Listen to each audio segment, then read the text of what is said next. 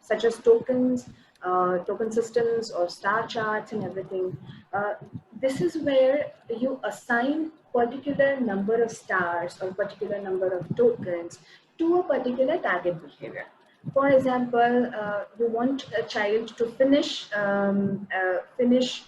let's say, a particular task in terms of stacking a tower, and the child is putting in effort to put in first one, but you don't want to give the reinforcement right away because you don't want to make the child dependent on the reinforcement.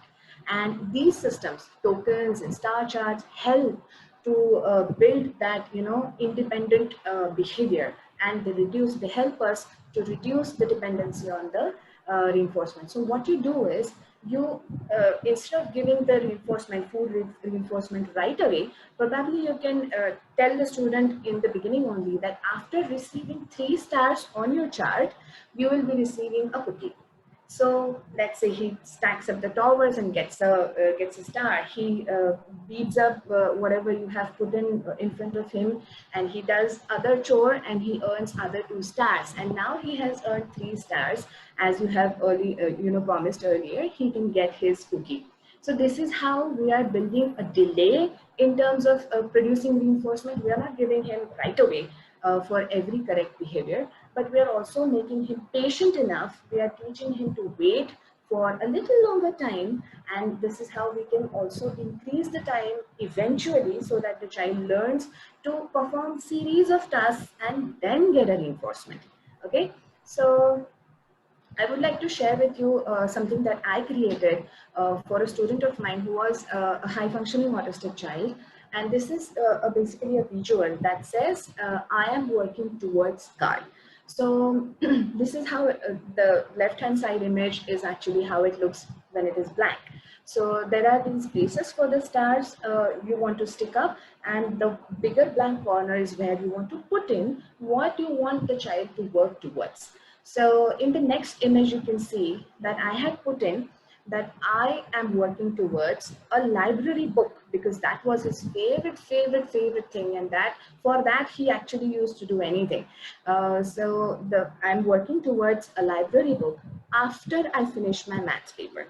So I was there with him till he finished his maths paper. There were 5 questions, and after finishing each and every question, I added up stars in the bracket. So he also got an idea that how much stars is still remaining, how much time is still there for him to finish up the task and everything. And after the 5 stars were done, after the paper was finished, he got his library book, and this is how he actually finished his maths paper. And next time the exam was there, I was ready with this card again.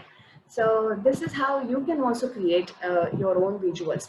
This is another star chart. This is another visual that I've created for another student of mine who was with ADHD.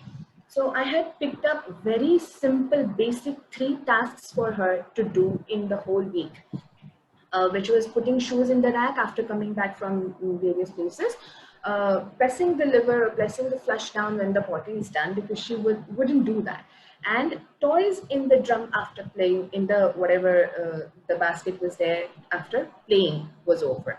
And in the next column, you will see that she also could visually see that if she earns 2 stars, she is going to get gems. So for example, she comes in the whole day, she comes back home, she puts her shoes in the rack, and if her mother decides to give her 2 stars, right away she's going to get 2 stars and a gems. And if she played and put the toys back in the basket, she would additionally get 5 more stars, or something like that. And she would get a 5-minute, 10-minute extra time on her favorite cartoon or something like that. So these are the things that you can create yourself as well, and which really work. Now, once these tasks are mastered, you can remove the tasks and add in multiple other tasks which you want to teach the child. Okay, so that way you can build in positive behaviors, teach positive behaviors to the child using star chart and positive reinforcement.